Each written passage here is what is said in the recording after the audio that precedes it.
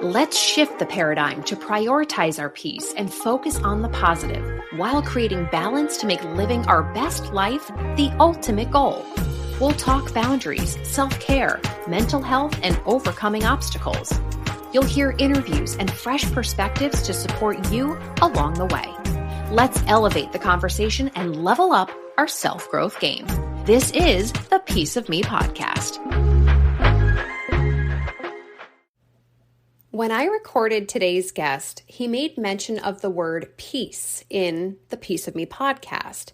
He brought it up because there is peace of mind when it comes to enjoying your life and not being financially overextended, being charitable and living a frugal lifestyle. He also said there is peace when you aren't trying to impress others with the car you drive or how big your house is. He felt the conversation we were about to have fit the name of the podcast. Hi friends, it's Lexy Lee. If you're new here, welcome. And if you're not new, then welcome back. Talking about money is not an easy topic for many people. It's almost taboo and only talked about behind closed doors. Most of us don't even talk about money at all. And talking about how much you have, how much you earn, or even owe can make people uncomfortable or even envious. But doesn't having it all mean having stuff too? Is being a millionaire even possible in today's inflated economy? Are millionaires people who inherited their money or grew up with a silver spoon? Now, my guest today is Bill Danko, co-author of the New York Times bestselling book, The Millionaire Next Door. This book was published in 1996, but there's a reason it's still selling copies today. Even the popular podcast and radio personality Dave Ramsey has talked about this book on his show. In fact, it was Bill Danko and his co-author Tom Stanley who conducted the original survey to research the commonalities amongst millionaires, what they did for work, how they actually accumulated this wealth, and were they balling in a Benz or driving an older model car? Dave Ramsey went on to expand this survey, but Bill started it. He's the OG of millionaire research, if you will, and he's on the podcast today. So yes, a book that was written nearly 30 years ago has impacted millions around the world and continues to do so. Now, Bill is a down-to-earth guy who lives frugally himself. He's like the nice neighbor next door, but he's also a bit of a local celebrity and he's a straight shooter.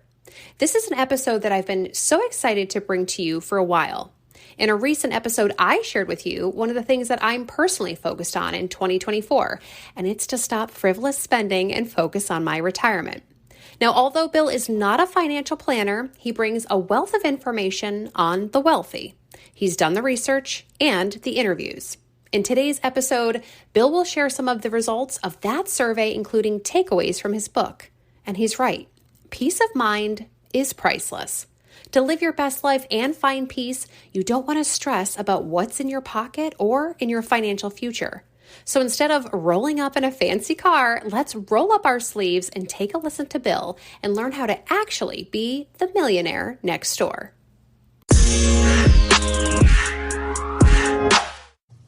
Hi, Bill. Welcome to the Piece of Me podcast. Thank you. I'm glad to be here, Lexy.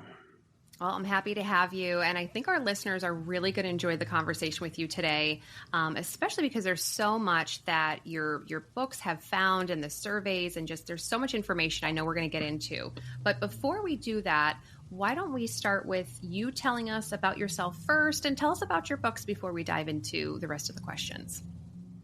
Okay. I'm a second-generation American. My grandparents around 1910 came to the U.S. from Poland and Lithuania, not speaking any English. My parents were born here, but the best advice my mother ever gave me was, Bill, stay in school. And that was really some of the best guidance I could ever have asked for. And so I did. I come from that blue-collar mentality, if you will, and I don't mean that in any demeaning sense. I mean, there's nothing wrong with hard work, but it wasn't it wasn't an atmosphere that really emphasized education. It was about surviving and making a living. Well, my father died when I was 5 years old, and my mom was left with, some little kids to raise. And I, I really appreciate what it means to be a strong woman. She made it happen, and voila, now I'm here, PhD in hand, former university professor for 31 years, and life is great. Oh, not to dismiss this, been married 49 years now, got 6 grandkids. My 3 children have each contributed to the grandchildren build up, and so delighted that my oldest grandchild is almost 18 and will be in college next year, and my youngest is just 7 months old. So quite a span, and it's a joy to have this enlarged family. Oh, that's lovely. I love that. So then how did you, I guess, take us back to starting your book? I mean, how did that come about, and kind of bring us, I guess, where this all started from? Yeah. And so when I was thinking about college,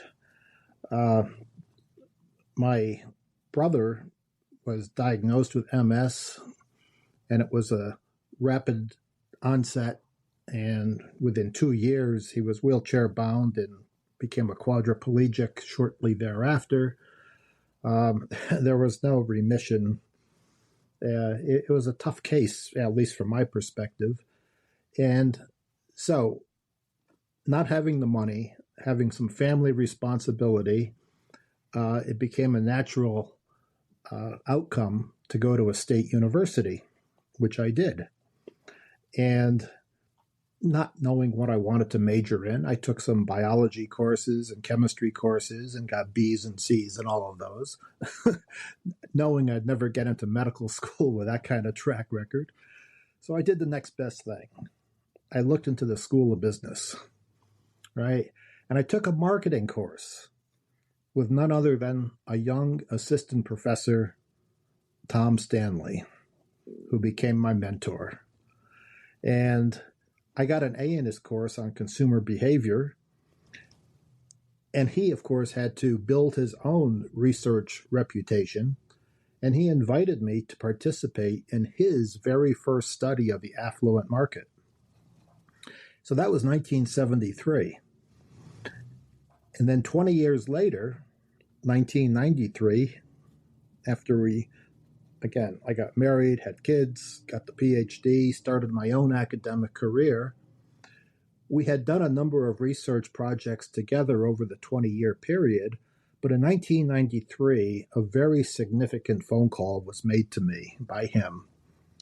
He said, "Bill, do you still have all those old data sets that we did for various banks and financial institutions?"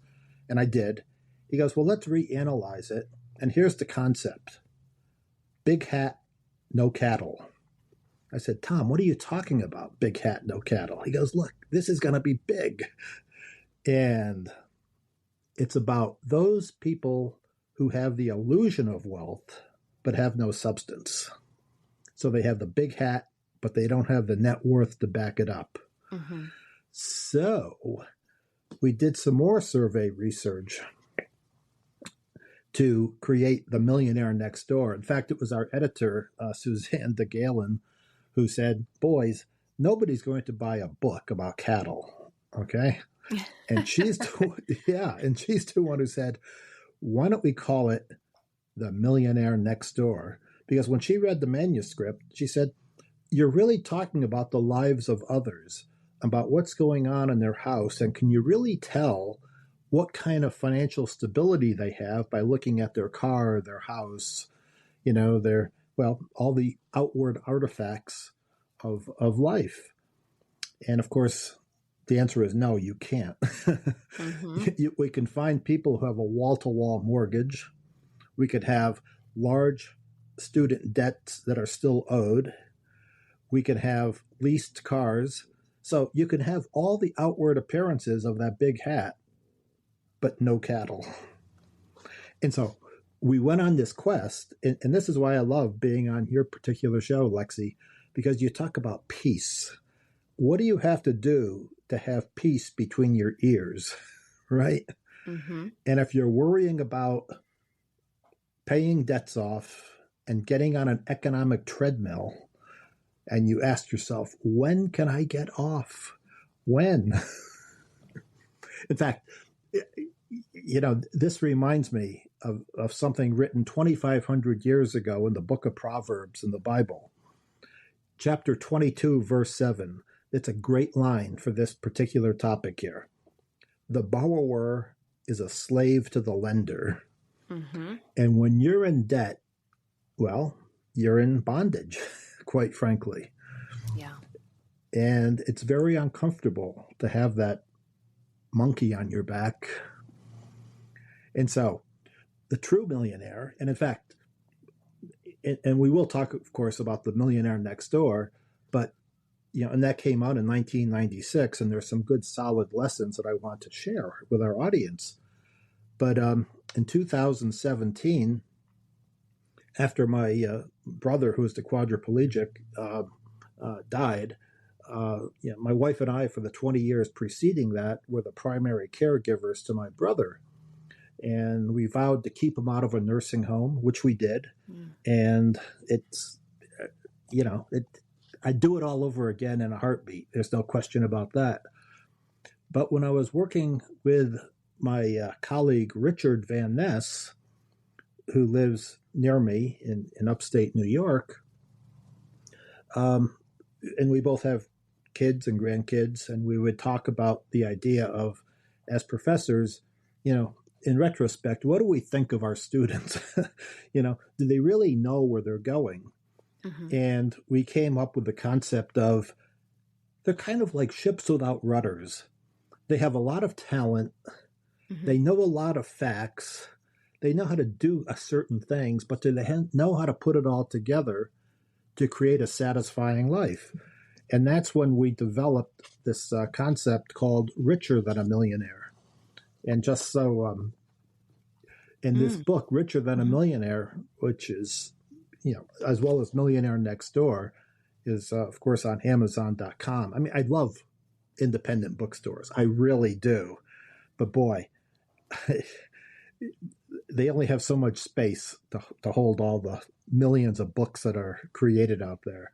So Amazon, Danko, Richer, Next Door, those kind of key words will get you there.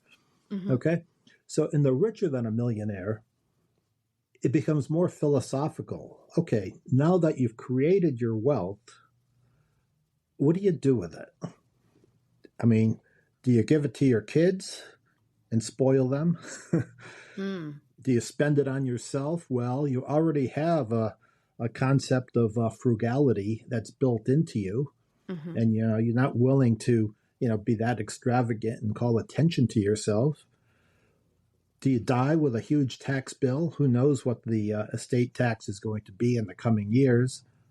Or do you become more charitable? And charity really is one of the keys of being richer than a millionaire. And we'll discuss that in more detail later on.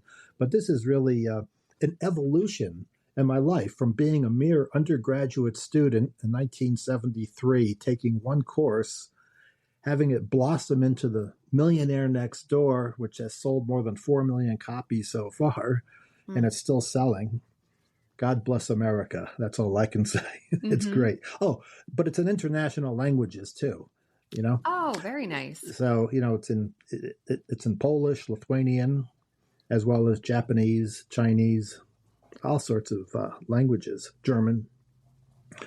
And Richer Than a Millionaire is not only in English, but it's also in Polish.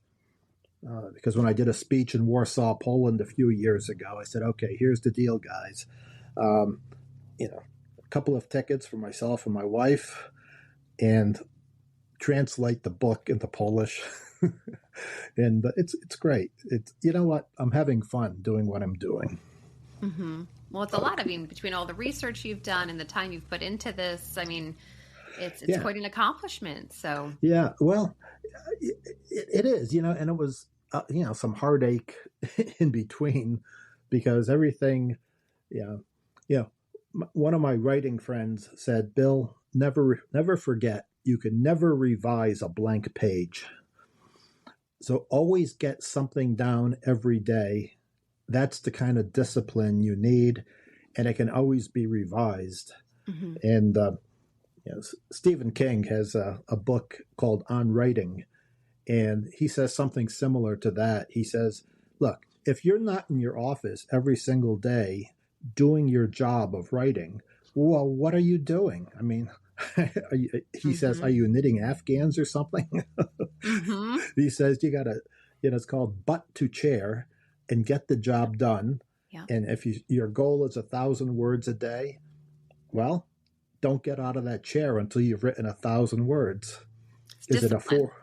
discipline? Yeah, and perseverance.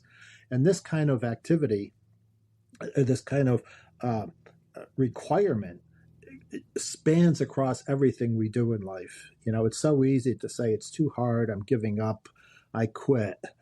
Well, if you're serious about getting a job done, you have perseverance. Okay. Yeah, absolutely. And you're right. It's in so many different parts of our life that we have to be disciplined with, especially when it comes to money. I mean, this is a topic that, one of my first questions for you, we have some listener questions as well. But money is it's a conversation that people don't seem to like to have, or if they do, they kind of don't know where to start. So let me ask you that. Yeah. Why is it such a hard topic to talk about? Yeah. It's almost like, a secret, Yes. I don't want people to know what I make because, they're going to be envious or they're going to laugh. One of those Exactly. two. It's probably not going to be, oh, yeah, that's exactly what I thought. It's unlikely it's going to be that third option. That exactly. Mm-hmm. And so it gets to be pretty hush-hush. And the way we were able to get to the questions of income and net worth and financial stability is that we were both academics. Tom Stanley, Rich Van Ness, myself, all of us, when we were doing the research, saying, look, this is an academic study that turns out that it had a lot of merit to an external audience, no question about that. But it really was basic research on questionnaire design, the focus groups, the personal interviews, the literature reviews, all of these things that went into the books had something called convergent validity, meaning we had so many different data sources pointing in the same direction. And so we're very confident in what we have in the books.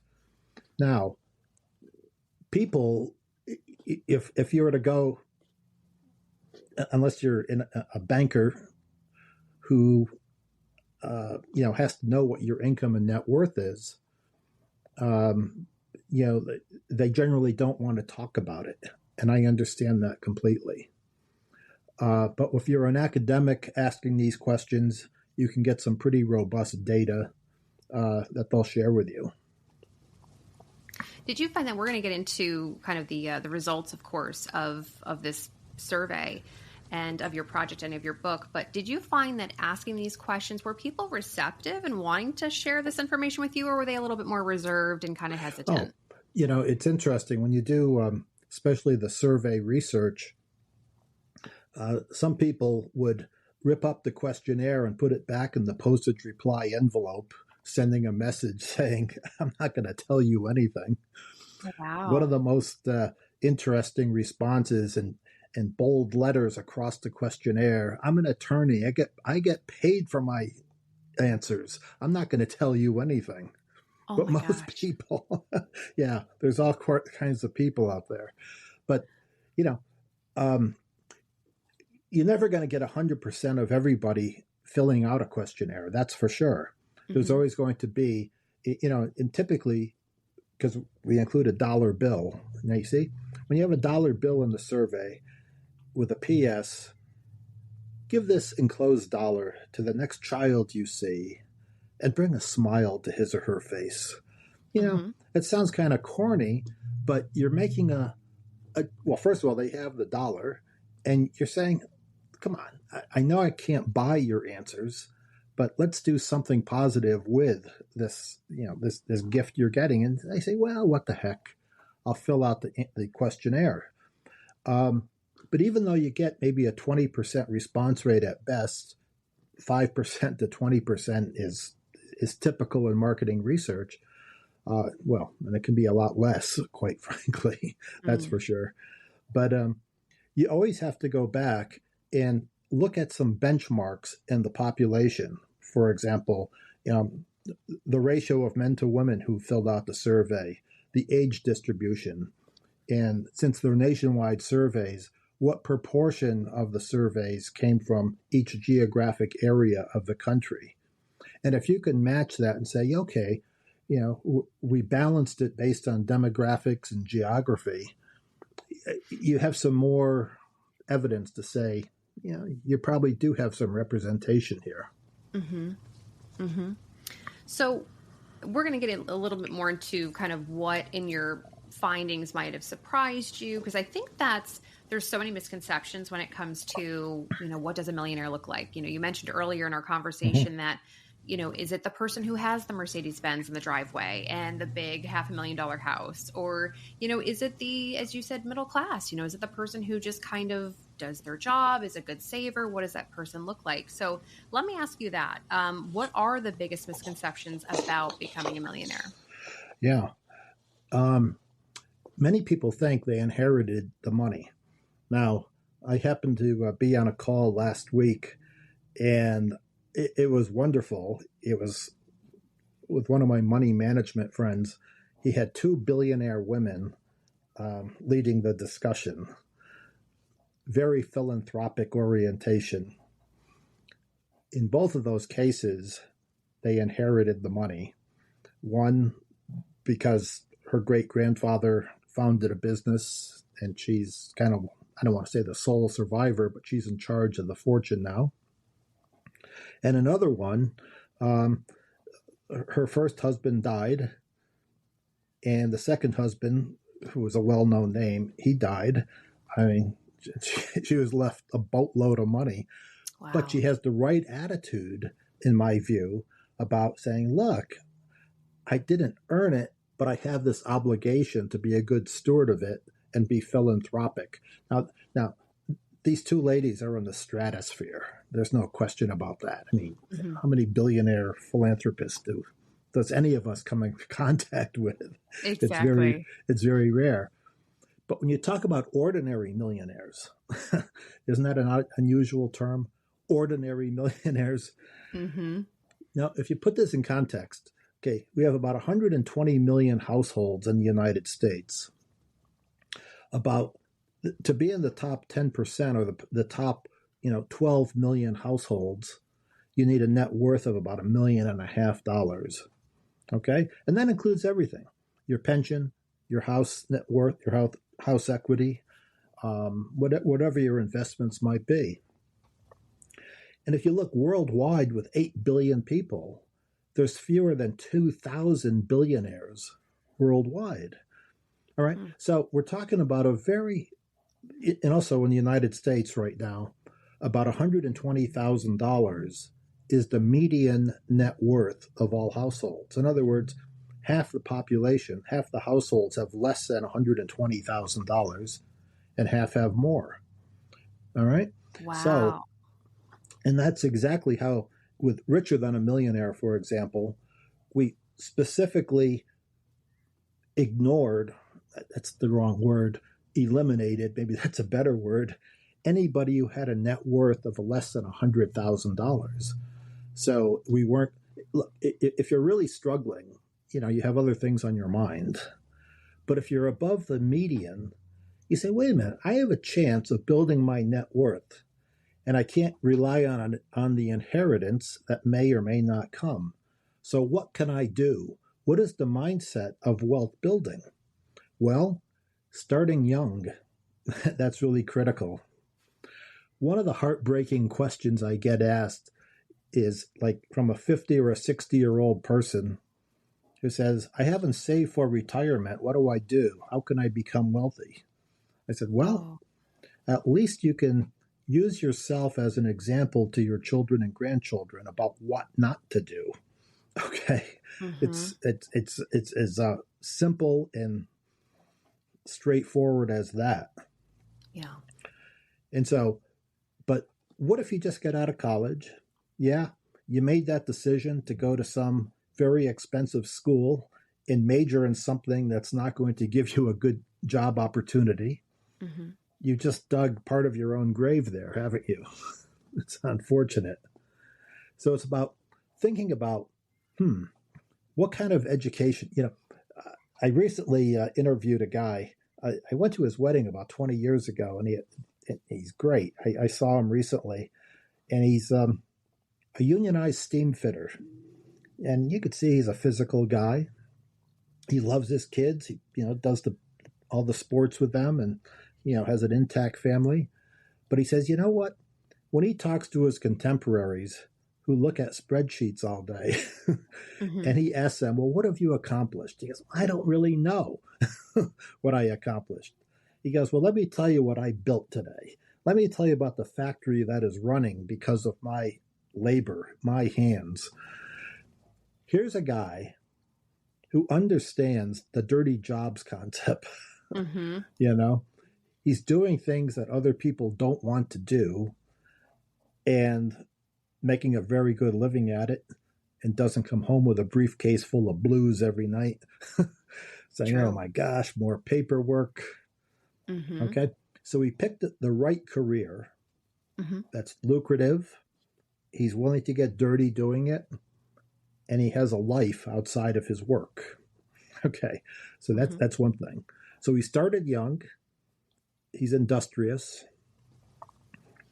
And the fact that you start young, if you can, and this is one of the things we found in our millionaire research, if you can save 20% of whatever you make and consistently invest it, and over time, the compounding, of course, will produce more money. Well, you need time, don't you? So starting young is critical. Absolutely. And so make the right decision about a career. Don't get into ridiculous student debt. Don't think about buying a house that's so big you can't afford it, but you want to look good. Absolutely. And, I got to tell you, Lexy, I used to be a sinner. Well, I probably still am, but I used to be a sinner. I used to drive a Mercedes. All right. And I drive a Subaru now. I do too. I love my Subaru. All right. Yeah. I got an Outback. It's great in the snow, right? That's what I have too. Yeah. But the Mercedes, great car. I'm not critical of it. It's just you worry about it getting dinged in the parking lot. Yeah. Hey, man, I don't want to get dinged on my Subaru, but you feel less pain. Yes, I agree. I don't have to park as far away either with my Subaru because I'm not so worried about somebody hitting my car. Yeah, right. Oh, so I always go to a parking lot. I always park between two new cars. So they got to worry about me. Hi, I want to quickly interrupt this episode and check in on you. I have a feeling that you want this year to be better than last, and you want to be living your best life. Did you know that I wrote a book? Okay, well, maybe not a book, but it's a journal. It's called the Piece of Me Journal, just like the podcast, Piece of Me.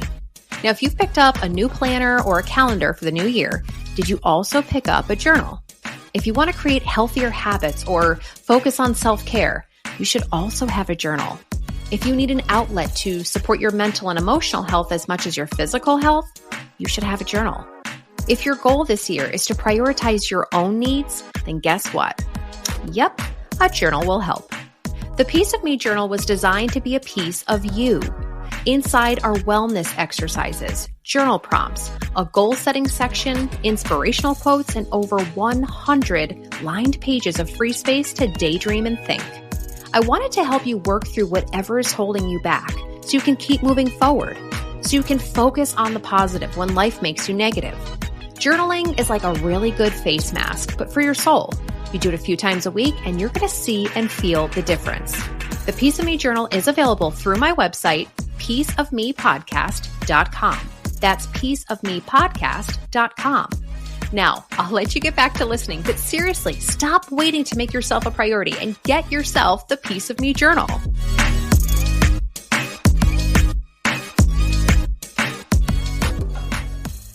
You bring up a lot of good points here. So I'm kind of tying a couple of these questions together, but thinking about how talking about money is such a taboo topic.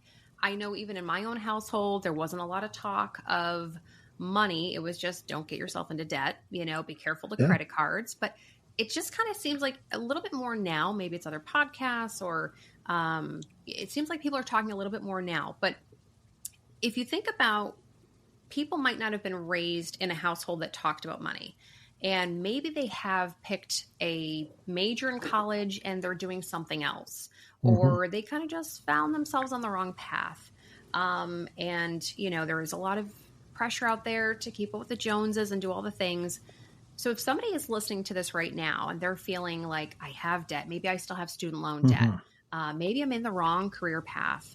My parents maybe didn't instill the best financial principles. Where would they start right now if they're thinking, obviously retirement's in the future, but where do they go from here? Yeah. The fan mail I get for Millionaire Next Door, especially, even today, I got another letter from some woman from Hungary saying this is changing my life. It's even after it was published in 1996, even today, the mail still comes in, and so there are one of my favorite books. In terms of investing, I don't give investing advice, but I agree with Professor Burton McKeel. He wrote the book called A Random Walk Down Wall Street. And I believe this year is the 50th anniversary of his book. I read it years ago, and it's been probably in the 15th edition now. And it's a paperback. He's a emeritus professor from Princeton University.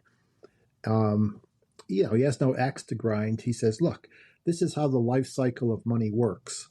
When you're young, you work for money, and when you're old, money works for you. So what do you have to do to get into that cycle? And he says, well, you got to start young. You got to be consistent. I don't know if he says you got to save 20%, but I find that to be true in my survey research. Right now, during the COVID infusion of money, people had, I like this when the broadcasters say excess savings. Now, what the heck does excess savings mean, right? But of course, now that the tap has been turned off and they start having, and inflation is increasing, and they have to start going into their savings to pay off their current debts, right now, the savings rates are at not all-time lows, but sometimes in this country, we even have negative savings rates. It's just say, I have to keep up with this particular lifestyle. There's nothing wrong with buying a luxury car that's depreciated. If you want a luxury car, why don't you have somebody give you the gift of early depreciation, right? Or if you're starting off, why do you have to live in a single family house? Why not buy a duplex and have the person living next to you pay the rent or pay your mortgage through their rent, right? And what's wrong with buying, clothes off the rack? When I've been to Taiwan 9 times and doing seminars, and of course you got to pick up some clothes in Taiwan, and they're great, good suits, but very not inexpensive, but a lot less expensive than you would get in the United States. And it's interesting, my students in Taiwan went to Hong Kong to get their discounted clothes instead of Taiwan. So you still can look good if you, just are a careful shopper, right? So it's about playing offense and defense. The offense is how much money you make. The defense is how much money you can spend, in a prudent way, like the used car, the duplex, the off-the-rack clothes. So you don't have to live like, an ascetic monk. Mm-hmm. But what you can do is, have a lifestyle you're comfortable with without trying to impress anybody who doesn't really care about you anyway, outside your personal family, right? Who are you Absolutely. trying to impress? Now, you mentioned in your book, and you're mentioning even now, that one of the biggest misconceptions is that those who have a net worth of $1 million or more, that they might have inherited some money. Mm-hmm. So besides not, the very few, if any, that have, but beside that, I mean, what kind of careers were they doing? And what other things did you find as like kind of the common thread amongst these people who were becoming millionaires? Yeah, they had an entrepreneurial orientation. Yeah, they had a day job, but they also did things like own a trailer park. I say, who wants to own a trailer park? Well, it doesn't sound very sophisticated, but think of the business model, or better yet, storage units. There was a guy, Wayne Hughes, his obituary was in the Wall Street Journal last year. He died a billionaire in the around 1970 when he was driving around Southern California. He said, boy, people have a lot of junk in their yards and their house and all that. You know what they need? He said, they need a place to store it. And he says, it's one unit at a time. And now the company he created, Public Storage, has just been sold for billions of dollars, Wow. by some private equity group. But think Mm-hmm. about the business model, whether it's, um, trailer parks or mobile homes, if you will, or storage units. You don't have, first of all, with a trailer park, people own their own trailer, but they need a piece of land to put it on. And you supply, as the landlord, the utilities. Mm-hmm. Well, the agreement is you pay your rent and you get to keep your house here. And if you don't pay up, well, it's easy enough to move a mobile home. Now, Mm-hmm. it sounds heartless, but most people are pretty stable in their mobile homes, quite frankly. Or the storage units. You pay whatever it costs per month, and if you don't pay the rent, you've seen these ads in the paper. We're going to have a public auction on unit number 202. It was owned by this person. Sight unseen. Make your bids, and who knows what you're going to find. Mm-hmm. You might find something of value, but all the owner of the storage units says, look, all I want is my rent money. Get rid of this merchandise. We'll auction it off. And it's a heck of a lot cleaner than trying to evict somebody, which is, pretty dastardly business. All right. Mm-hmm. Mm-hmm. So they have, one of my attorney friends owns a couple of franchise outlets. He's an attorney. I mean, this is what he does, and he's also a landowner in this sense. He doesn't make the sandwiches or do the stuff in the franchise. He hires people to do that, but that's his investment. And so, yeah, he has stocks, bonds, but he also has other properties building his net worth. Mm-hmm. When people ask, well, how does McDonald's make its money? You know where it really makes its money? By being a landlord. It owns prime real estate. And so, they happen to sell hamburgers and other things. Mm-hmm. But where they really make their money as a corporation is by collecting rent, franchise fees for the honor of, using the McDonald's name. So True. real estate can really be a real boost until real estate goes south, of course. Mm-hmm. Mm-hmm. Then you find yourself underwater. Absolutely. And so you're right. Okay. This reminds me too, when I read your book, I remember reading about, I think he was a surgeon, and I think this gentleman was making around $650,000 a year, but he wasn't saving any of it. He had really no plan, no strategy, and he just spent it all. He lived a very lavish life. And, you might think just because somebody has a certain career, now you just said you tend to see more entrepreneurial as a characteristic of those who become more wealthy or millionaires.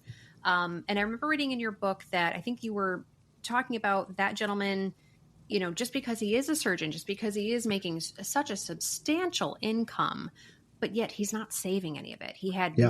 no plan, no strategy. So aside from being maybe entrepreneurial, is there anything, people might think, as you mentioned, your lawyer friend, oh, well, I have to be a lawyer to be able to afford to buy franchises or to be, to own property and rent it out or whatever it might be. Is there certain occupations that you saw as kind of a common theme when it comes to this? Well, in that surgeon thing, that Dr. South and Dr. North Yes. is the illustration in Millionaire Next Door. Yeah, Dr. South, they both in North both had good incomes, but their net worths were diametrically different. Mm-hmm. And it's all about the spending portion of it. I mean, Dr. South, who spent a lot, he would spend a lot of time buying a new car every other year. That's right. And so somebody else like Dr. North will buy that slightly depreciated car, right, and get the bargain. So it's really about your mindset of, gee, I'm trying to create a lifestyle. Well, I just find that, disheartening if that's what the surgeon or any kind of professional is doing, saying, I'm only in it for the money. It's like a student who says, I'm only in it for the grade. I mean, I don't want to hear that. I want to hear you say, I want to be the best student I can be on this topic. I want the best surgeon to work on me. Although I did interview a psychiatrist recently who just had cataract surgery. And I said, Doc, would you do it all over again and go into psychiatry? He goes, yeah. But after that cataract and seeing how it's done at that clinic, it's like a factory. And they do one procedure after another. He goes, boy, that's a money-making opportunity, owning an ophthalmic dispensary of some sort that does these kind of surgeries. Now, of course, there's risk in surgery, and I couldn't do surgery if I had to. But I have to applaud those entrepreneurial doctors saying, we're going to get our own clinic away from a hospital, keep our overhead under control. And in fact, there's this plastic surgeon I know. Two things. One of them got caught up in the Madoff fraud, and after he retired, had to go back to work. Now, could you imagine, a 70-year-old plastic surgeon? That'd be unfortunate. But another entrepreneurial plastic surgeon I know owns an office building that he rents to other physicians. He knows they're good credit risks. They'll pay their rents. And, he speaks the same language. Right? It's funny you bring up the Madoff because I've watched the shows on Netflix or maybe it's Amazon. I'm so fascinated by the story because, not to derail the conversation, but it just that you have to do your due diligence. And here was somebody who just was able to have people believe and just take everyone's money. So I think that's important too, like tying back into this conversation, because you do have to be invested into your own wealth and you have to know what you're doing with your money or find the people that can help you with your money, because it's just, it is a gamble, it is a risk, and you work hard for your money. And, to your point of having, find a career that gives you a decent income and be consistent with your savings, because gosh, you do hear those stories of that people have gone through and they've lost everything, and it's awful. And doesn't it come down to the greed, saying, "Oh, look, I can make so much more money by doing this," but not understanding the risk that you're undertaking. Look, it's the tortoise and the hare kind of thing. Steady as you go. Just continue to make those contributions. Let time work for you. And hopefully have a long enough life that you'll enjoy it, right? Which also comes down to, you talk about careers. There's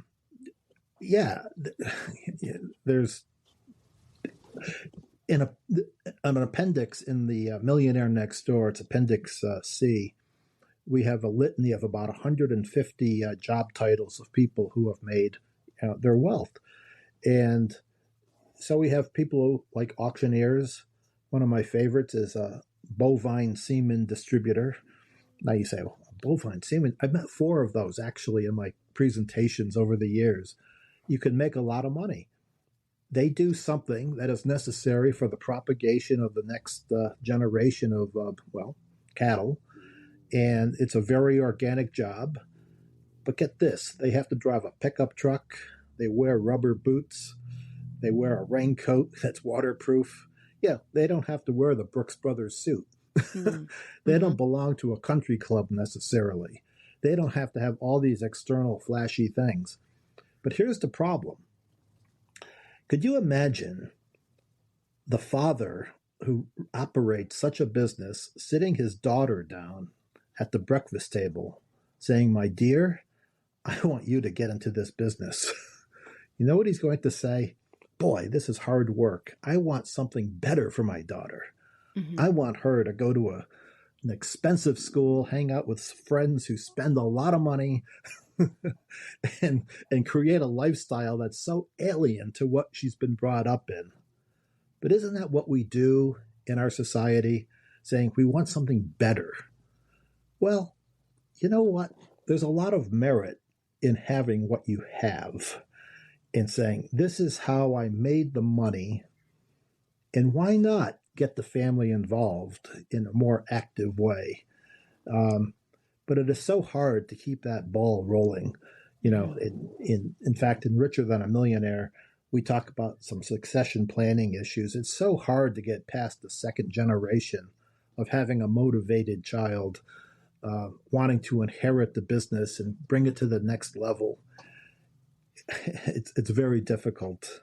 There's good data from the Small Business Administration saying that's the dream that every parent has, inherit the business, keep, carrying forward. But it doesn't always work that way, unfortunately. Mm-hmm. Right? So we have a dilemma here. So, look, I think it was Earl Nightingale in the 1950s who said there's no such thing as a bad occupation. The only thing there is a bad attitude about the occupation. He says you can be the best garbage collector, you could be the best surgeon, you could be the best school teacher. The point is, having the attitude of saying, I want to add value, you will be known for this. In fact, boy, this really gets down to the issue of, what's it all about?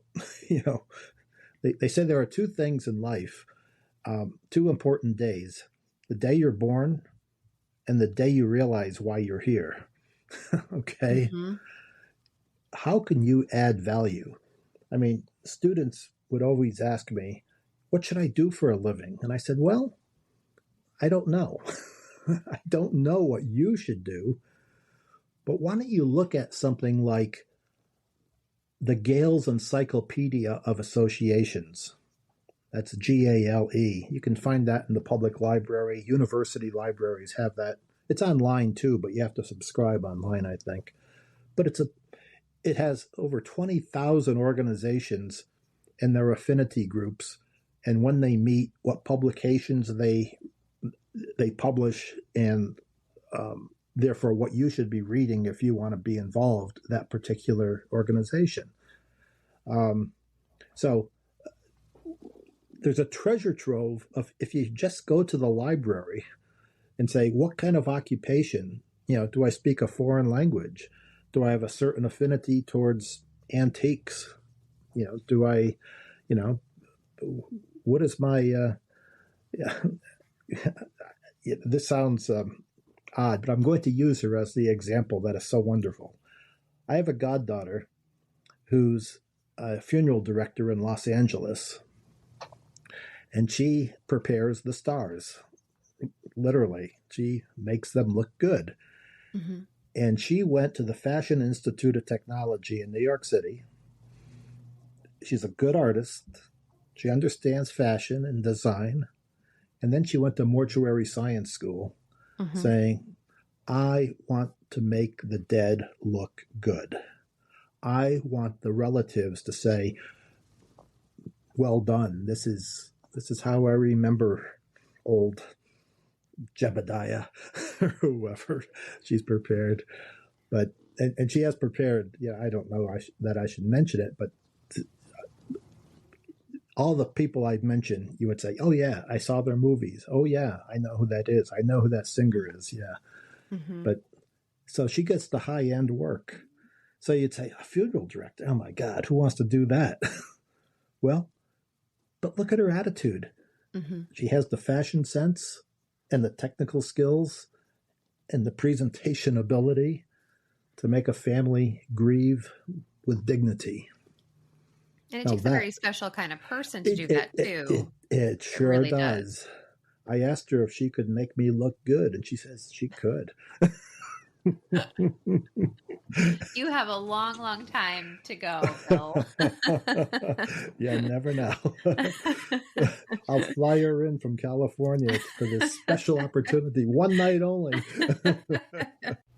I hope you're enjoying this episode. Next week, I'll share the rest of my conversation with Bill and more findings from his book, The Millionaire Next Door. To be part of the exclusive listener group, hit the follow button on whichever podcast platform you're listening to right now. When you follow, you'll be the first to know about new episodes so you can listen before anyone else. You'll also have quick access to the show, making it convenient to find for the next time. For more free content, join me on Instagram, TikTok, YouTube, and online at peaceofmepodcast.com.